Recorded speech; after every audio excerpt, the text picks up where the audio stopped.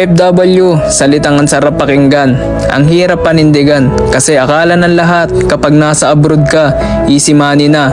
Kasi nga abroad, malaki sahod kapag kinonvert sa peso. Yan ang mindset ng mga kamag-anak, kaibigan, kakilala natin, di ba? Nakakapunyeta.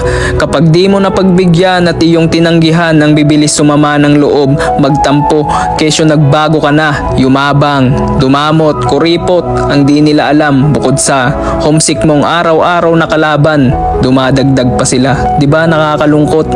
Bakit di nila kaya subukan mag-abroad para yung mga sinasabi nilang masasama at masasakit, sila na mismo makasagot na hindi pinupulot yung pera sa abroad bagkus pinaghihirapan, tinitipid yung sarili, isinasantabi ang mga luho para sa pangarap, bukod doon makaipon kasi may pinaghahandaan at pinaglalaanan para sa magandang kinabukasan. Kung hindi nyo pa rin maintindihan hanggang ngayon, baka kayo mismo ang problema. Real talk, kasi kung sino pa yung di nakaranas ng sitwasyon maging OFW, sila pa yung madaming sinasabi. Kaya yan ang hirap sa inyo di ba?